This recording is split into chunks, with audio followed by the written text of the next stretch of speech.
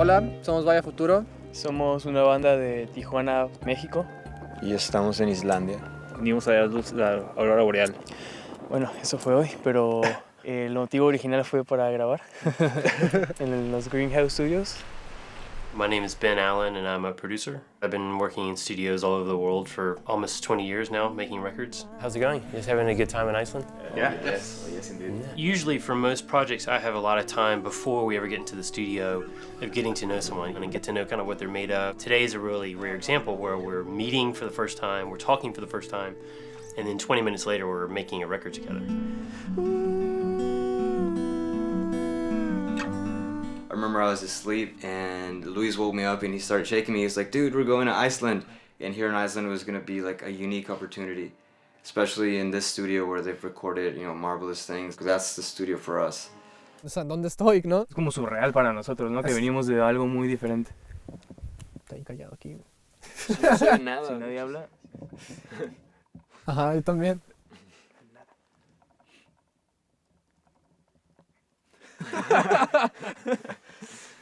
I think the time limitation sort of makes everybody say, okay, we have to do this, we have to do it now, and it's got to be great, so let's do that.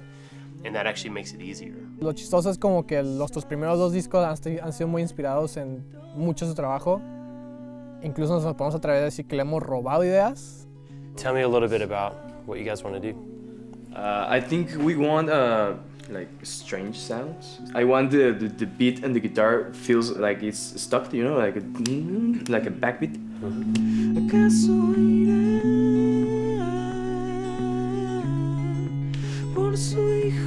We don't know if we like it half a step. Was it up or down? Yeah. I think your stuff's all tuned down because that Gretsch was tuned down. Yeah. Yesterday, right? Yes, so everything, yeah.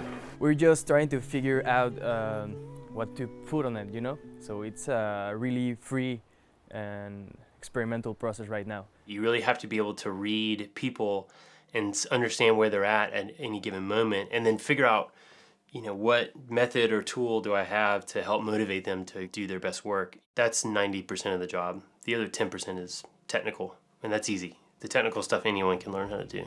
I took inspiration from a book, The Quiet Scream.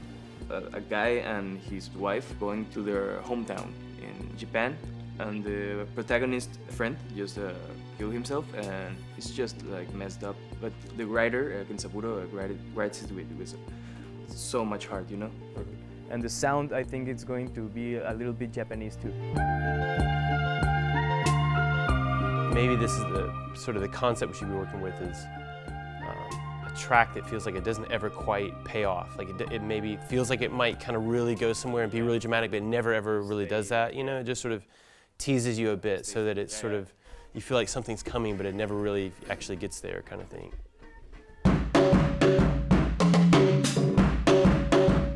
Everyone's kind of fiddling around with lots of sounds and making cool things happen, but also kind of getting off the track of what we're trying to do. So you got to sort of let that stuff happen enough for people to feel like they're being creative, but not so much that you lose track of what you're trying to do. We're just gonna go until we either fall asleep or the song's great. Hopefully one will happen before the other. A lot of the studios that I like working in are ones that have a really specific impact, meaning I will go to that studio and work there because I want a certain type of environment, whether it's expensive and has lots of equipment or not. It's gotta be interesting on some level. It's gotta have a personality to become like part of the record, if that makes any sense. I will be more than happy to record a whole record here in this studio with these great people in this great country. So let's just see in the future. We don't know yet.